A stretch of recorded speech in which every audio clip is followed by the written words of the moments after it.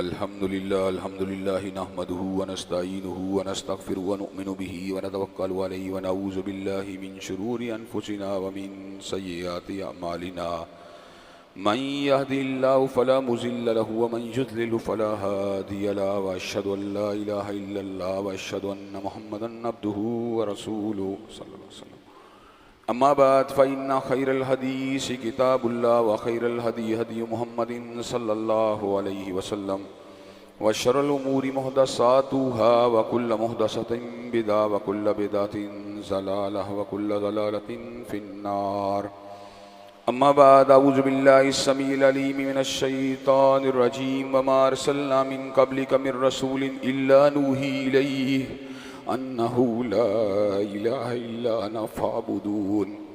ہر قسم کی تعریفات اللہ مالک الملک کے لیے ہیں جنہوں نے جنات اور انسان کو حقیقی معنوں میں اپنی پوجا، اپنی بندگی اور اپنی عبادت کے لیے بنایا ہے. جنات اور انسان کی تخلیق کا حقیقی اور بنیادی مقصد یہی تھا کہ وہ بارگاہ رب العالمین میں آیا کریں، اپنی جبین نیاز کو مالک کائنات کی بارگاہ میں آ کے جھکایا کریں، اپنے دست سوال کو کبریا کی بارگاہ میں آ کے پھیلایا کریں، اپنی کمر کو حالت رکوع میں اس کی بارگاہ میں آ کے ہم کیا کریں، اسی کی تکبیر کی صداؤں کو بلند کیا کریں اور اسی کی تحلیل کی آوازوں کو اجاگر کیا کریں. چنانچہ ارشاد ہوا وما خلقت الجن والانس الا لیعبدون، اور میں نے نہیں بنایا جنات اور انسان کو مگر اپنی پوجا، اپنی بندگی اور اپنی عبادت کے لیے.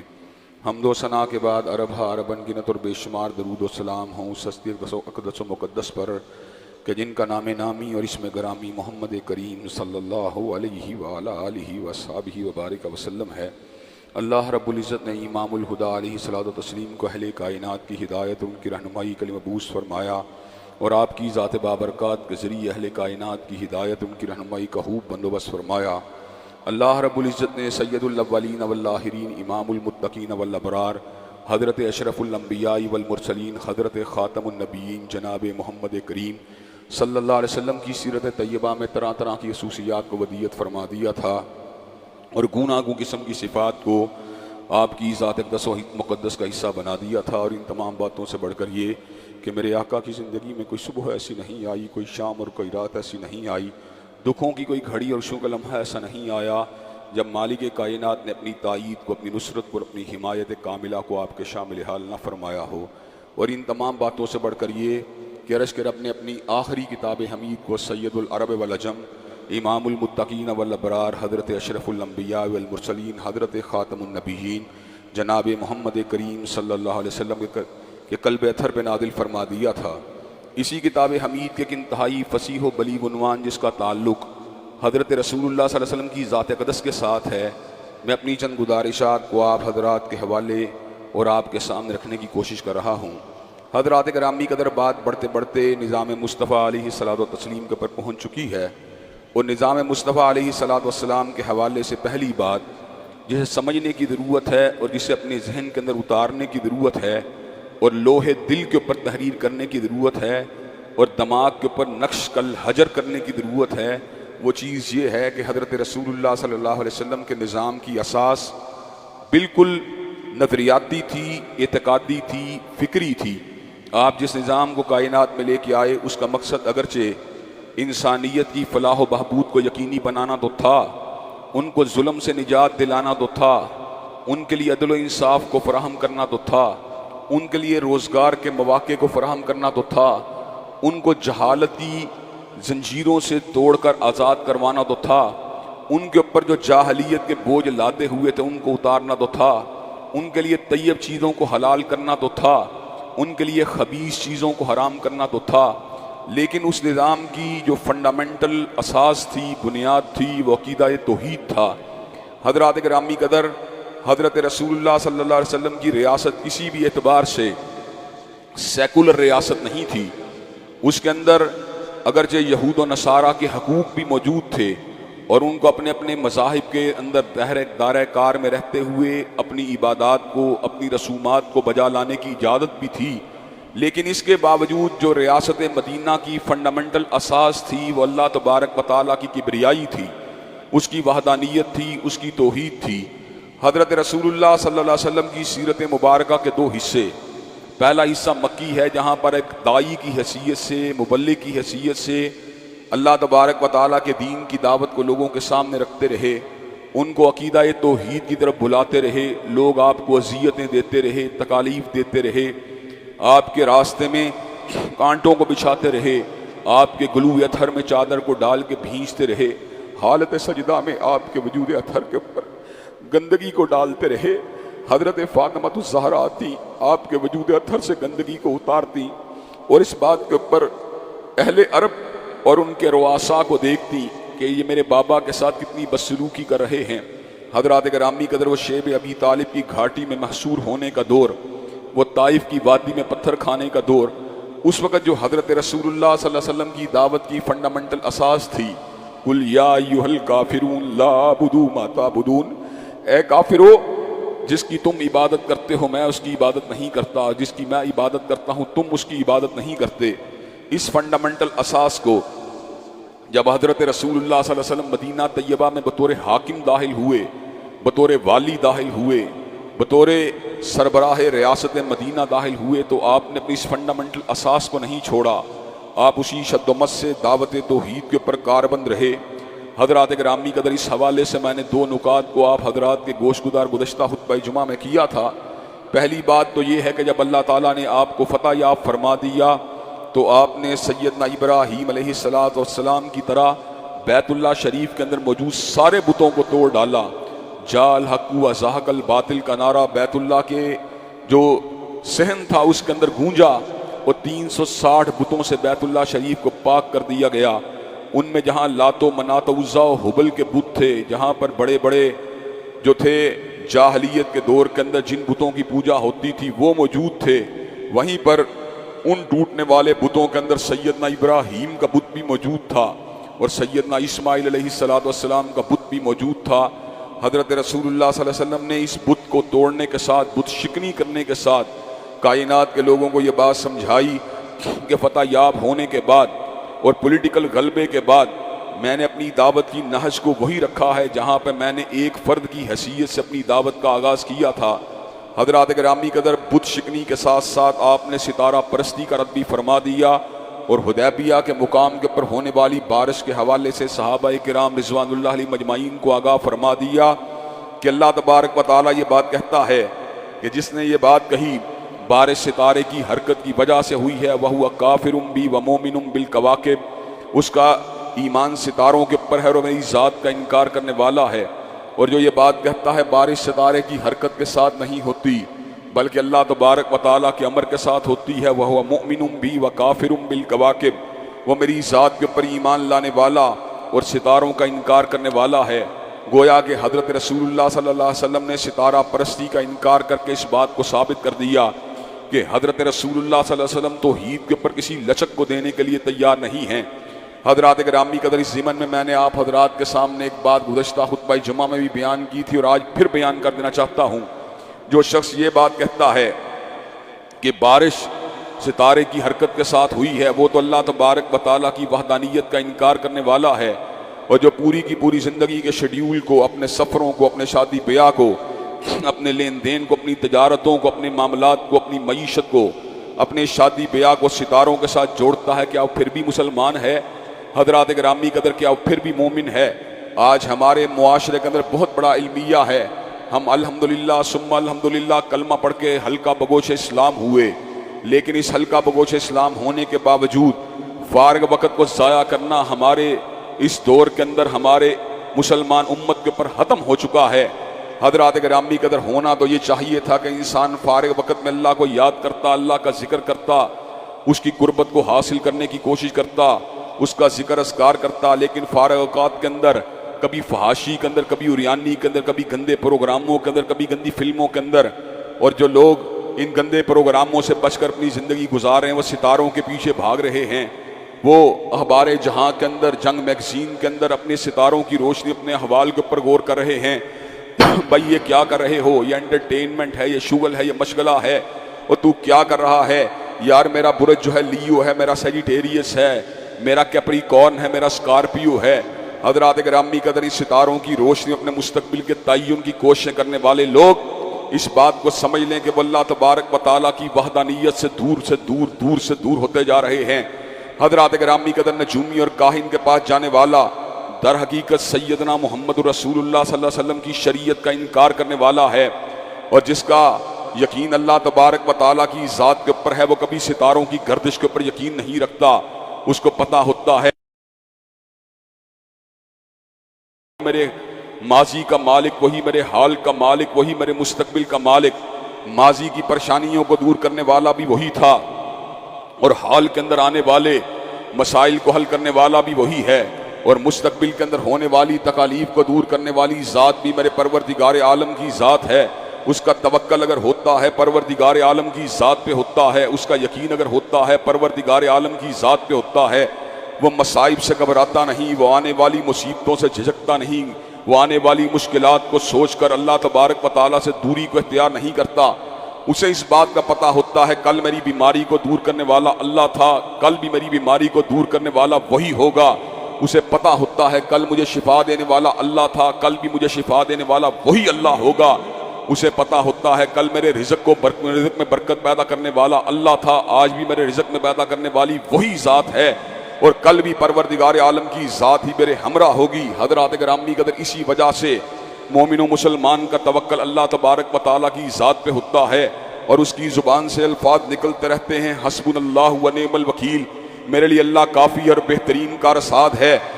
حضرات گرامی قدر، جس کا والی اللہ ہو، جس کا توکل اللہ کی ذات کے اوپر ہو، حضرات گرامی قدر، اس کے بارے میں پروردگار عالم نے حدیث امر کا اعلان فرما دیا، وَمَن يَتَوَكَّلْ عَلَى اللَّهِ فَهُوَ حَسْبُهُ، جو اللہ تبارک و تعالیٰ کی ذات پہ بھروسہ کرتا ہے اللہ اس کے لیے کافی ہو جاتا ہے۔ حضرات گرامی قدر، ذرا سمجھانے کے لیے مثال ہے، اللہ کی ذات مثال سے پاک ہے، تشبیہ سے پاک ہے، اللہ تبارک و تعالیٰ کی ذات مخلوقات کے تشبہ سے پاک ہے۔ حضرات گرامی قدر، مجھے یہ بات بتلائیے، ایک بندہ مسئلے کے اندر گرفتار ہو جائے، اگر اس کے باپ کو اس بات کا علم ہو جائے میرا بیٹا مسئلے کے اندر گرفتار ہے، اور باپ کو وہ بندہ آواز دے، کیا اس کا باپ لپکتا ہوا اس کی مدد کے لیے نہیں آئے گا؟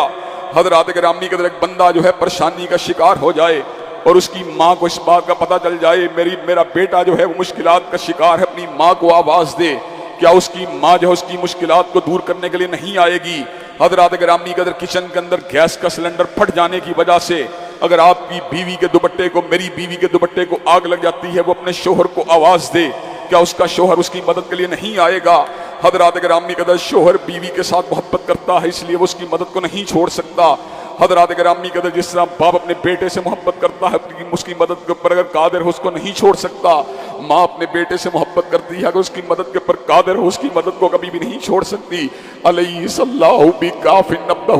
جو بندہ اللہ کا بندہ ہو، جو اس کو روز و شب پکارنے والا ہو، جو اس کی بارگاہ میں آ کے گڑگڑانے والا ہو، جو اس کے حکم کے اوپر اپنی نظر کو جھکانے والا ہو، جو شب زندہ دار ہو، جو تہجد گزار ہو، جو اس کی رضا کے لیے روزوں کو رکھنے والا ہو، جو اس سے مناجات کو کرنے والا ہو، جو اس کی تسبیح جیت گانے والا ہو، جو گناہوں کے ہو جانے کے بعد اس کی بارگاہ میں آ کے توبہ استغفار کو کرنے والا ہو، جو گناہوں کے صدور سے پہلے اس سے عافیت کو طلب کرنے والا ہو، جو اسی سے ڈرتا ہو، اسی کے اوپر امید رکھتا ہو، اسی کے اوپر بھروسہ رکھتا ہو۔ حضرات گرامی قدر، یہ کیوں کر ممکن ہے؟ الیس اللہ بکاف عبدہ، اللہ نے خود اس سوال کو پیش کر دیا، کیا میں اکیلا اپنے بندے کے لیے کافی نہیں ہوں؟ یقیناً میرا پروردگار تنہا میری ذات کے لیے کافی ہے۔ حضرات گرامی قدر، جب میں گھر سے نکلا میرے بیوی بچے میرے ساتھ تھے، انہیں پتا تھا میں کس حالت کے اندر ہوں۔ آج میں مرکز کے اندر موجود ہوں، آپ کو پتا ہے میں کس انداز میں خطبے کو دے رہا ہوں۔ جب میں گھر میں چلا جاؤں گا میں آپ کی نظروں سے اوجھل ہوں گا، جب میں مرکز میں پہنچ گیا اپنے گھر والوں کی نظر سے اوجھل ہو گیا۔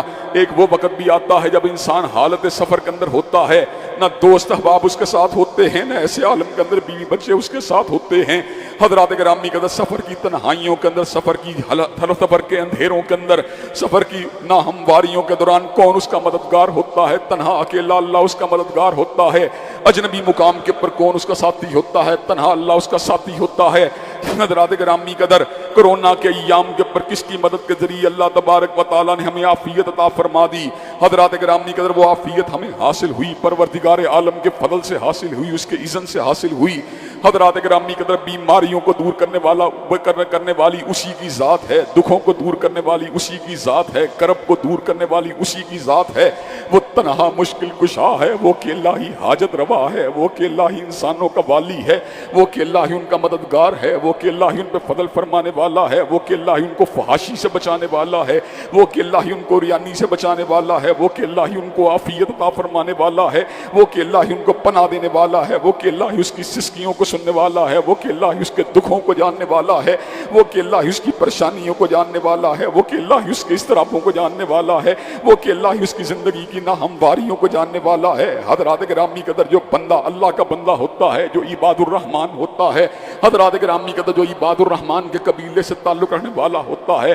جو عبد الرحمن ہوتا ہے، جو عبداللہ ہوتا ہے، جو عبد الستار ہوتا ہے، اس کے ساتھ اللہ ہوتا ہے، رحمان ہوتا ہے، ستار ہوتا ہے۔ حضرات گرامی قدر اللہ علی کل شیء قدیر ہے، اللہ فعال لما یرید ہے، اللہ سریع الحساب ہے، اللہ شدید العقاب ہے، اللہ ہی مددگار ہے، اللہ ہی پالنہار ہے، اللہ تبارک و تعالیٰ ہی انسانوں کے دکھوں اور کربوں کو دور فرمانے والا ہے۔ چنانچہ جب بھی انسان کو مدد کی ضرورت ہوتی ہے، اللہ تنہا اس کی مدد کرنے کے اوپر قادر ہوتا ہے۔ حضرات گرامی قدر یہ پیغام جو ہے، یہ پیغام قرآن کا پیغام ہے، یہ پیغام جو ہے سنت نبی شریف کا پیغام ہے، یہ پیغام حضرت رسول اللہ کا پیغام ہے، یہ پیغام انبیاء رسول اللہ کا پیغام ہے۔ حضرات گرامی قدر انبیاء کی دعوت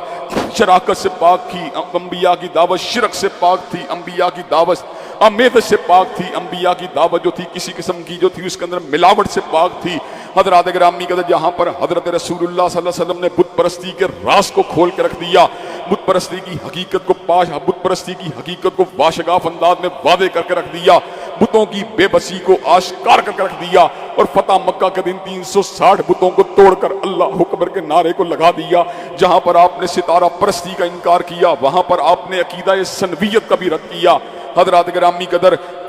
آتش پرست جو تھے وہ دو خداؤں کے اوپر یقین رکھتے تھے،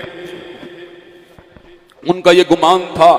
کہ کائنات کے اندر اندھیرے پیدا کرنے والی ذات کسی اور کی ذات ہے، اجالے کو پیدا کرنے والی ذات کسی اور کی ذات ہے، خوشیوں کو دینے والی ذات کسی اور کی ذات ہے، اور غموں کو دینے والی ذات کسی اور کی ذات ہے۔ انہوں نے دو خداؤں کے تصور کو پیدا کیا، ایک خداوند یزداں کے تصور کو پیدا کیا، ایک خداوند اہرمن کے تصور کو پیدا کیا۔ خداوند اہرمن جو تھا وہ نیگیٹیوٹی کا خدا تھا، اور خداوند یزداں جو تھا وہ پوزیٹیوٹی کا خدا تھا، اسے خداوند اہورا مزدہ کا نام بھی دیا۔ حضرات گرامی قدر حضرت رسول اللہ صلی اللہ علیہ وسلم نے اس حقیقت کو واضح فرما دیا، لو کان فیہما آلہۃ الا اللہ، اگر کائنات میں دو خدا ہوتے لفسدتا، تو نظام کائنات تباہ و برباد ہو جاتا۔ حضرات گرامی قدر ایک منبر پہ بیک وقت دو خطیب خطابت نہیں کر سکتے، ایک مصلی پہ بیک وقت دو امام کھڑے نہیں ہو سکتے، ایک گھر کے اندر بیک وقت دو شوہر موجود نہیں ہو سکتے، ایک گھر کے اندر ایک وقت میں دو باپ موجود نہیں ہو سکتے، ایک ہسپتال کا ایک وقت کے اندر ایک سے زیادہ ایمبس نہیں ہو سکتا، ایک کالج کا ایک وقت کے اندر ایک سے زیادہ پرنسپل نہیں ہو سکتا، ایک یونیورسٹی کا ایک وقت کے اندر ایک سے زیادہ وائس چانسلر نہیں ہو سکتا۔ یہ کیوں کر ممکن ہے کہ کائنات کا نظام جو ہے چلانے والی دو ذاتیں ہوں؟ حضرات گرامی قدر حضرت رسول اللہ نے اس بات کو واضح فرما دیا، لا تتخذوا الہین اثنین، کہ اللہ تبارک و تعالیٰ کی ذات کو دو ٹکڑوں میں تقسیم مت کرو۔ شفا دینے والا بھی وہی ہے، بیماری کو دینے والا بھی وہی ہے، غم دینے والا بھی وہی ہے، غم کو اٹھانے والا بھی وہی ہے، آزمائش کو دینے والا بھی وہی ہے، آزمائش کو دور فرمانے والا بھی وہی ہے، پریشانیاں دینے والا بھی وہی ہے، پریشانیوں کو دور فرمانے والا بھی وہی ہے، تہے بحر ظلمات سیدنا یونس کو پہنچانے والا بھی وہی ہے، اور بحر ظلمات کی تاریکیوں سے بچانے والا بھی وہی ہے، اور حضرات گرامی قدر سیدنا ایوب کو بیمار کرنے والا بھی وہی ہے، اور سیدنا ایوب کی بیماریوں کو دور کرنے والا بھی وہی ہے، سیدنا زکریا کو بڑھاپے میں اولاد دینے والا بھی وہی ہے، اور سیدہ مریم کو بن باپ کے ان کے یہاں پر بیٹے کو پیدا کرنے والا بھی وہی ہے۔ حضرات گرامی قدر کائنات کے اندر کوئی شر اور خیر جو ہے اس کی ذات کے حکم سے تجاوز نہیں کر سکتا، حتیٰ کہ شیطانی اثرات ہوں یا جادو ٹونے کے وار ہوں یا انسان کے پر ہونے والے قاتلانہ حملے ہوں، وہ بھی انسان کو اس وقت تک نقصان نہیں پہنچا سکتے جب تک میرے اللہ کا اذن نہیں ہوتا، جب تک میرے اللہ کی مرضی نہیں ہوتی۔ وما ہم بضارین بہ من احد الا باذن اللہ، اللہ نے سورہ بقرہ میں جادو کی حقیقت کو بیان فرما دیا اور اس امر کا اعلان فرما دیا، وما ہم بضارین بہ من احد الا باذن اللہ، جادوگر جو ہوتے ہیں انسانوں کے درمیان تفرقے کو پیدا کر دیتے ہیں، میاں بیوی کے یہاں پر لڑائی جھگڑے کو پیدا کر دیتے ہیں، شیطانی کلمات کے اثرات کی وجہ سے گھروں کا نظام الٹ پلٹ جاتا ہے، اور شیطانی تحریک کے پر آنے والے جنات اور شیاطین جو ہیں انسان کو اپنی لپیٹ میں لے لیتے ہیں۔ لیکن پروردگار عالم نے اس امر کا بھی اعلان فرما دیا وَمَا هُمْ بِضَارِّينَ بِهِ مِنْ أَحَدٍ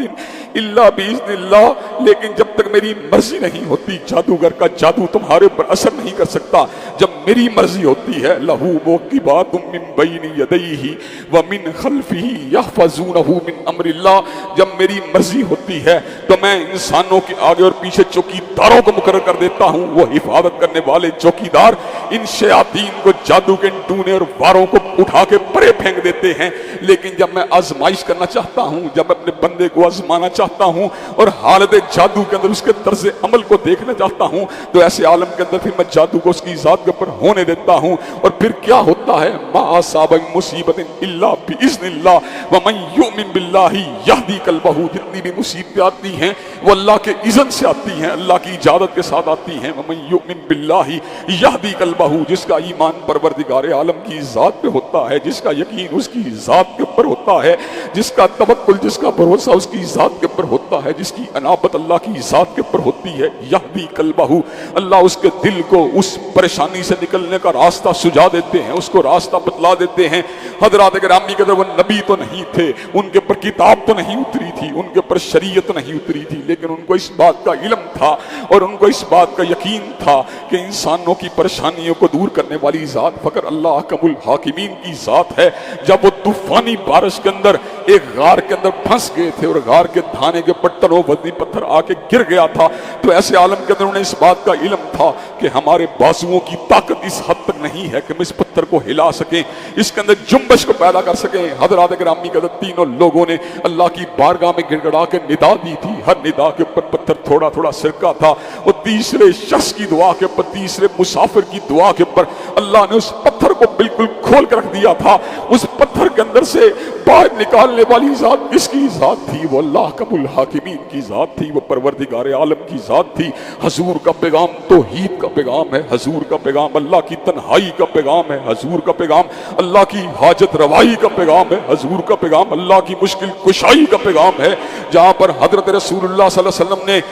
عقیدہ سنویت کا رد کیا، وہاں پر حضرت رسول اللہ صلی اللہ علیہ وسلم نے اس دور کے اندر پائے جانے والے عقیدہ تثلیث کا بھی باشگاف انداز کے اندر رد فرما دیا۔ حضرات گرامی کے اندر عیسائی اس ذوم باطل کے اندر اور اس خبط کے اندر مبتلا تھے کہ معاذ اللہ ثم معاذ اللہ، عیسیٰ علیہ السلام اللہ کے فرزند ہیں، اور وہ اس خبط کے اندر مبتلا تھے کہ اللہ تبارک و تعالیٰ کی ذات تین کے اندر تقسیم ہے۔ حضرت رسول اللہ نے اس امر کا اعلان فرما دیا لقد کفر الذین قالوا ان اللہ ثالث ثلاثہ، وہ لوگ کافر ہوئے جنہوں نے کہا اللہ تین کے اندر تقسیم ہے۔ لقد کفر الذین قالوا ان اللہ هو المسیح ابن مریم، وہ لوگ بھی کافر ہوئے جنہوں نے کہا عیسیٰ علیہ السلام اللہ تبارک و تعالیٰ کے فرزند ہیں۔ اللہ تبارک و تعالیٰ نے حقیقت مسیح علیہ السلام کو بیان فرما دیا مل مسیح ابن مریم الا رسول قد خلت من قبلہ الرسل، مل مسیح ابن مریم الا رسول قد خلت من قبلہ الرسل وامہ صدیقہ کانا یاکلان الطعام، کہ بے شک عیسیٰ علیہ السلام رب کے رسول تھے اور ان کی ماں سچی عورت تھی۔ قد خلت من قبلہ الرسل، ان سے پہلے بھی رسول اللہ آتے رہے، کانا یاکلان الطعام، دونوں کھانا کھایا کرتے تھے۔ اللہ نے کیسی حقیقت کو بیان فرما دیا کہ عیسیٰ علیہ السلام اور مریم سلام اللہ علیہا وہ عبد الصمد تھے، وہ اللہ تبارک و عبد الصمد تھی۔ حضرات گرامی قدر سیدہ مریم عبد الصمد تھی اور سیدنا عیسیٰ علیہ السلام عبد الصمد تھے۔ اگر وہ صمد ہوتے انہیں بھوک نہ لگتی، انہیں بھوک لگتی تھی۔ جس نے اس حقیقت کو واضح فرما دیا وہ عبد الصمد تھے۔ انظر کیف نبین لہم الآیات ثم انظر انا یؤفکون، دیکھو میں نشانیوں کو کیسے کھول کھول کے بیان کرتا ہوں، پھر بھی دیکھو ظالم جھوٹ بولنے سے باز نہیں آتے۔ حضرات گرامی قدر حضرت عیسیٰ علیہ السلام کی ذات اقدس کی شخصیت کو اور آپ کے تقدس کو اور آپ کی والدہ کے تقدس کو قرآن مجید نے بالکل واضح فرما دیا۔ نجران کے عیسائی پادری حضرت رسول اللہ کی بارگاہ رسالت مآب میں اس ارادے کے ساتھ آئے کہ آپ کے سامنے اس بات کو واضح کر دیا جائے کہ معاذ اللہ ثم معاذ اللہ، عیسیٰ علیہ السلام اللہ کے فرزند ہیں۔ حضرت رسول اللہ کی بارگاہ رسالت مآب میں حاضر ہوئے، اللہ تبارک و تعالیٰ نے وحی کا نزول فرما دیا ان مثل عیسیٰ عند اللہ کمثل آدم خلقہ من تراب ثم قال له کن فیکون، بے شک عیسیٰ کی مثال اللہ کے کے نزدیک آدم کی مانند ہے. جو پروردگار عالم آدم کو بن باپ اور بن ماں کے پیدا کر سکتا ہے وہ عیسیٰ کو بن باپ کے کیوں پیدا نہیں کر سکتا؟ حضرات گرامی قدر نجران کے عیسائی پادری اس دلیل قطعی کے باوجود جس وقت حق کو قبول کرنے کے اوپر آمادہ و تیار نہیں ہوئے، حق کو قبول کرنے کے اوپر آمادہ و تیار نہیں ہوئے، اللہ نے آیات مباہلہ کا نزول فرما دیا. فمن حاجک فیہ من بعد ما جاءک من العلم فقل تعالوا ندعو ابناءنا وابناءکم ونساءنا ونساءکم وانفسنا وانفسکم ثم نبتہل فنجعل لعنۃ اللہ علی الکاذبین. اور جاؤ تم اپنی ذاتوں کو لے کے آؤ، میں اپنی ذات کو لے کے آتا ہوں، تم اپنے بیٹوں کو لے کے آؤ، میں علی المرتضیٰ سیدنا حسن و حسین کو لے کے آتا ہوں، تم اپنی عورتوں کو لے کے آؤ، میں اپنی بیٹی فاطمہ الزہرا کو لے کے آتا ہوں. حضرات گرامی قدر نجران کے عیسائی وفد نے حضرت رسول اللہ کے چہرہ پرنور کو دیکھ کر اور آپ کے ہان وادے کے جاہ و جلال کو دیکھ کر اور ان کے وجودوں کے اندر موجود روحانیت کو دیکھ کر اس بات کا اندازہ لگا لیا کہ ہم ان کے مقابلے کے اوپر مباہلے کو نہیں کر سکتے. حضرات گرامی قدر 1400 سال سے آیات مباہلہ آج بھی مسیحیوں کے لیے ایک چیلنج کی حیثیت رکھتی ہے اور مرزائیت کے لیے بھی آیات مباہلہ ایک چیلنج کی حیثیت رکھتی ہیں. ندعو ابناءنا وابناءکم ونساءنا ونساءکم وانفسنا وانفسکم ثم نبتہل فنجعل لعنۃ اللہ علی الکاذبین. کوئی بھی شخص جس کا یہ عقیدہ ہے کہ معاذ اللہ اللہ کی اولاد ہے، معاذ اللہ اللہ دین کے اندر تقسیم ہے، حضرات گرامی قدر نے سمجھ جانا چاہیے کہ پروردگار عالم جب کسی چیز کو پیدا کرنا چاہتا ہے وہ کن کہتا ہے، وہ چیز پیدا ہو جاتی ہے. جس کے اس کے باوجود یقین نہیں آتا، آیات مباہلہ اس کے سامنے چیلنج کی حیثیت سے موجود ہیں. آؤ مقابلے کے اوپر آؤ، اپنی بیٹیوں کو لے کے آؤ، اپنی بیٹیوں کو لے کے آتے ہیں، اپنے بیٹوں کو لے کے آؤ، اپنے بیٹوں کو لے کے آتے ہیں، اپنی جانوں کو لے کے آؤ، اپنی جانوں کو لے کے آتے ہیں. ثم نبتہل فنجعل لعنۃ اللہ علی الکاذبین. پھر بد دعا کرو، ہلاکت کی بد دعا، لعنت کی بد دعا. فنجعل لعنۃ اللہ علی الکاذبین. تو جو جھوٹا ہوگا اس کے اوپر اللہ تعالیٰ کی لعنت برس کے چھوڑے گی. حضرات گرامی قدر حضرت رسول اللہ نے عقیدہ تثلیث کی حقیقت کو بھی واضح فرما دیا اور آپ نے صحابہ کرام رضوان اللہ علیہ مجمعین کو اس منہج عظیم کے اوپر چھوڑا کہ صحابہ کرام رضوان اللہ علیہ مجمعین کسی قسم کی شراکت کو اپنے عقیدے کا جگہ دینے کے لیے ذرا برابر بھی آمادہ و تیار نہیں ہوتے تھے. سیدنا فاروق اعظم نے بیت رضوان کے درخت کو کٹوا دیا اس لیے کہ لوگ اس کے ساتھ تقدس کو منسوب نہ کریں، لوگ اس کے ساتھ تصرف کو منسوب نہ کریں. حضرات گرامی قدر حجر اسود کی طرف لوگوں کو لپکتے دیکھ کر حجر اسود کو مخاطب ہو کر سیدنا فاروق اعظم نے اس امر کا اعلان فرما دیا، حجر اسود تو ایک پتھر ہے، نہ نفع کا مالک ہے نہ نقصان کا مالک ہے. فاروق تجھے اس لیے چومتا ہے کہ سید ولد آدم نے تجھے چوما تھا. حضرات گرامی قدر اگر حجر اسود یا مقام ابراہیم کے اندر انسانوں کے نفع و نقصان کے اثار اور تصرف موجود نہیں ہے، تیرے لکی سٹون کے اندر بھی تیری ذات کا کوئی تصرف موجود نہیں ہے، تو لال کے پیچھے بھاگ کر، تو یاقوت کے پیچھے بھاگ کر، تو زمرد کے پیچھے بھاگ کر، تو چاندی سوندے اور ہیرے کے پیچھے بھاگ کر، لولو اور مرجان کے پیچھے بھاگ کر اگر یہ سمجھتا ہے یہ لکی سٹون مجھے نفع دے دے گا یا نقصان پہنچا دے گا یا دھات تکڑا تجھے بیماری سے بچا لے گا، تجھے اپنے عقیدے کی فکر کرنی چاہیے. تو شرک کے راستے پر چل رہا ہے. تیرے نفع کا مالک بھی اللہ ہے، تیرے نقصان کا مالک بھی اللہ ہے. نفع دینے والی ذات بھی پروردگار عالم کی ذات ہے اور نقصان پہنچانے والی ذات بھی پروردگار عالم کی ذات ہے. حضرات گرامی قدر یہ وہ فنڈامنٹل اساس تھی جس کی بنیاد کے اوپر حضرت رسول اللہ صلی اللہ علیہ وسلم نے اپنے انقلاب کی بنیاد رکھی. اور حضرات گرامی قدر پھر تصرف کو بڑھاتے بڑھاتے یہاں تک بات پہنچی کہ آپ نے قبور کی زیارت اس حوالے سے کرنا کہ ان سے عبرت حاصل کرنے کی بجائے ان کی عبادت کرنی شروع کر دی جائے، ان کے اوپر سجدہ ریز ہونا شروع کر دیا جائے. اس حقیقت کو بھی واضح فرما دیا یہ فعل شنی ہے جس کی اسلام کے اندر کوئی گنجائش موجود نہیں. اکابر علماء بریلوی کے ساتھ ہونے والے مباحثوں اور مناظروں کے اندر بھی یہ بات علی وجہ البصیرت ثابت ہو چکی ہے کہ علماء بریلی بھی سجدے کو جس وقت مناظرے کی بات آتی ہے وہ بھی سجدے کو جائز نہیں سمجھتے اور وہ بھی اس حقیقت کا اس بات کرتے ہیں کہ سجدہ غیر اللہ کے لیے حرام ہے، سجدہ غیر اللہ کے لیے ناجائز ہے. سجدے کا حق اگر کسی کے پاس ہے تو سجدہ وجیہ للذی خلقہ، اس کو حق ہے اس زمین کو اس کے آستانے پہ جھکایا جائے جس نے اس زمین نیاز کو بنایا ہے. پانی پانی کر گئی مجھ کو کلندر کی یہ بات پانی پانی کر گئی، مجھ کو کلندر کی یہ بات تو جھکا جب غیر کے آگے نہ تن تیرا نہ من۔ حضرت رسول اللہ صلی اللہ علیہ وسلم نے صحابہ کرام کو اس بات کو سکھلا دیا، ان کے پر اس حقیقت کو واضح فرما دیا۔ لعن اللہ الیہود والنصارى، لعنت اللہ علی الیہود والنصارى اتخذوا قبور انبیائہم مساجدا، لعن اللہ الیہود والنصارى اتخذوا قبور انبیائہم مساجدا۔ اللہ کی لعنت ہو یہود و نصارہ کے اوپر جنہوں نے اپنے نبیوں کی قبروں کو سجدہ گاہ بنا لیا تھا۔ حضرات گرامی قدر، اگر نبیوں کی قبروں کے پر سجدہ نہیں کیا جا سکتا تو اولیاء کی قبروں کے پر سجدہ کیوں کر کیا جا سکتا ہے؟ سجدہ اگر کسی کا حق ہے پروردگار عالم کا حق ہے، سجدہ اگر کسی کا حق ہے تنہا خالق کائنات اور مالک کائنات کا حق ہے۔ حضرت رسول اللہ کے انقلاب کی بنیاد عقیدہ توحید تھا، حضرت رسول اللہ کے نظام کی بنیاد عقیدہ توحید تھا، حضرت رسول اللہ کے سیاسی نظام کی اساس اللہ کی وحدانیت تھی، اللہ کی یکتائی تھی، اللہ کی تنہائی تھی۔ جس طرح سیدنا سلیمان نے زمین کے اوپر شرک کو گوارا نہیں کیا، جس طرح سیدنا ابراہیم نے زمین کے اوپر شراکت کو گوارا نہیں کیا، اسی طرح حبیب کبریا نے بھی زمین کے اوپر شراکت کو گوارا نہیں کیا۔ سیدنا علی المرتضیٰ کو بلا دیا اور اس امر کا اعلان فرما دیا، اے علی جو قبر ایک بلی سے اونچی نظر آئے اس کو گرا کے برابر کر دیا جائے، جو تصویر لٹکی نظر آئے اس کو مٹا کے صاف کر دیا جائے۔ گویا کہ حضرت رسول اللہ نے اللہ کی وحدانیت کا ایسا تصور پیش کیا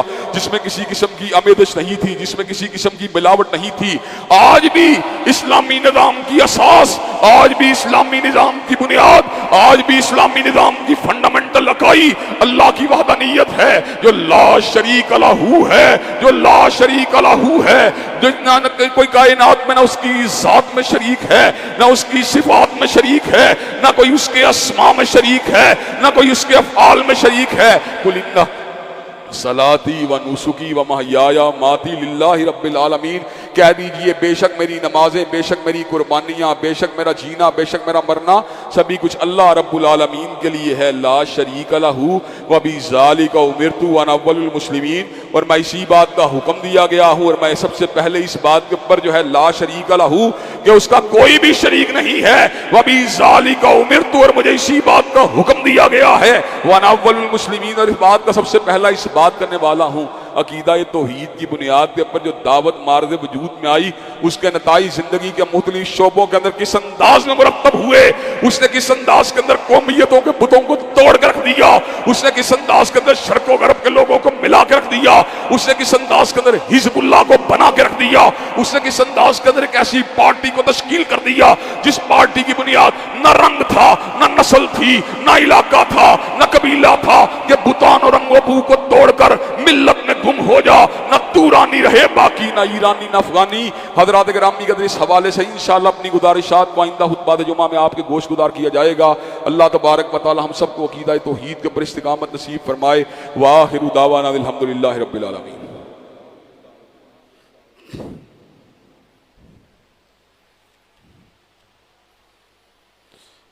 الحمدللہ نحمدہ ونستعینہ ونستغفرہ ونؤمن بہ ونتوکل علیہ ونعوذ باللہ من شرور انفسنا ومن سیئات اعمالنا، من یہدہ اللہ فلا مضل لہ ومن یضلل فلا ہادی لہ، واشہد ان لا الہ الا اللہ واشہد ان محمدا عبدہ ورسولہ صلی اللہ علیہ وسلم۔ اما بعد فإن خیر الحدیث کتاب اللہ وخیر الہدی ہدی محمد صلی اللہ علیہ وسلم، وشر الامور محدثاتها وكل محدثة بدعة وكل بدعة ضلالة وكل ضلالة في النار۔ حضرات گرامی قدر، اللہ تعالیٰ کے فضل و کرم سے ہمارا پیغام جہاں پر توحید کا پیغام ہے، جہاں پر اللہ کی وحدانیت کا پیغام ہے، وہاں پر پورے دین میں داخل ہو جانے کے حوالے سے بھی ہم نے ہمیشہ لوگوں کو دعوت دی ہے۔ اسی مناسبت سے ایک مدرسے میں ہونے والی بد کرداری کے واقعات کے اوپر ہم نے سب سے پہلے اس بات کو بلند کیا تھا کہ جو بھی یہ فعل شنی کرے، چاہے ڈاکٹر ہو، چاہے انجینئر ہو، چاہے مولوی ہو، چاہے عالم ہو، چاہے مدرس ہو، چاہے وکیل ہو، چاہے سپاہی ہو، چاہے کوئی اور ہو، بزنس مین ہو، تاجر ہو، اس کو سر عام سزائے موت دی جائے، لیکن اس کے باوجود میرا جسم میری مرضی کا نعرے لگانے والے لوگ ایچ پیچ نکالتے رہے، ایچ پیچ نکالتے رہے، جبراً برائی کی مذمت کرتے رہے، رضامندی کے ساتھ برائی کی حمایت کرتے رہے۔ حضرات گرامی قدر، ہم یہ بات سمجھتے ہیں معاشرے کو طاہر و مطہر بنانے کے لیے سورہ نور کے اندر جو اللہ تبارک و تعالیٰ نے قوانین بیان کر دیے ہیں وہ اٹل ہیں، اور ان کے اوپر سمجھوتے کی کوئی گنجائش موجود نہیں ہے۔ احتیاطی تدابیر ہر صورت کرنی چاہیے زناکاری سے بچنے کے لیے، ہم جنسیت سے بچنے کے لیے، لیکن جب یہ واقعہ رونما ہو جائے پھر اس کا ایک ہی علاج ہوتا ہے، اس کو سزا دی جائے اور فعل شنیع کے مرتکب کے اوپر جو ہے سزائے موت کا قانون لاگو کر دیا جائے۔ اس کے سوا پھر اس کا کوئی حل اور کوئی سلوشن موجود نہیں ہے۔ ہم سے کیا ڈیمانڈ کرتے ہیں کہ اس سے بڑی بات کی جائے؟ اس سے بڑی بات یہ ہے کہ ہم پھر معاشرے میں لا قانونیت کی بات کریں،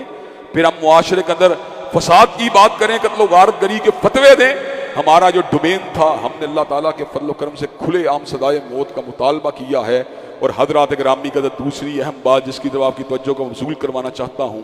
خان صاحب سے اندر ویسے تو بڑے سکم موجود ہیں، لیکن جب بھی کبھی انہوں نے کوئی ایسی بات کی جو اسلام سے مطابقت رکھتی تھی، الحمدللہ ہم نے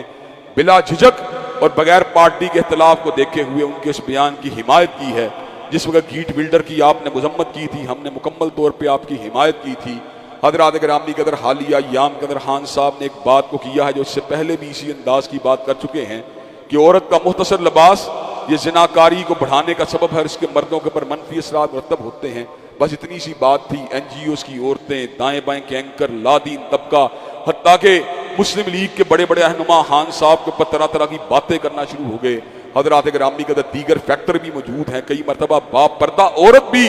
زیادتی کا جنسی حوث یا حراسیت کا نشانہ بن جاتی ہے، لیکن اس کا مطلب ہرگز یہ نہیں ہے کہ معاشرے کے اندر جنسی اشتعال پھیلانے والے کاموں کو جو ہے عام کر دیا جائے، ٹی وی کے اوپر ننگے اوریاں پروگراموں کو عام کر دیا جائے، عورتوں کو مختصر لباس یا بے لباس ہونے کی اجازت دے دی جائے۔ آخرکار اسلام کے تصور حجاب ہے، آخرکار اسلام کے تصور نقاب ہے، آخرکار اسلام جو ہے مردوں عورتوں کی سیگریگیشن کی بات کرتا ہے۔ چنانچہ ہم یہ بات کہنا چاہتے ہیں کہ پردہ داری کا معاشرہ، نقاب کا معاشرہ، حجاب کا معاشرہ بد کرداری سے دور ہوتا ہے۔ گندگی کا معاشرہ، گندے پہناوے والا معاشرہ، ننگے اریاں لباس والا معاشرہ اریانیت کے قریب ہوتا ہے۔ خان صاحب کی یہ بات 2+2=4 کی طرح واضح ہے، دن کے 12 بجے نکلے ہوئے سورج کی طرح واضح ہے۔ اب جسے سمجھ نہیں آتی وہ جان کے منافقت کرنا چاہتا ہے یا حقیقت سے نظریں چرانا چاہتا ہے۔ حضرات گرامی کا اگر آپ طہارت چاہتے ہیں، تزکیہ چاہتے ہیں، معاشرے کے اندر خیر اور فلاح کا دورہ کرنا چاہتے ہیں،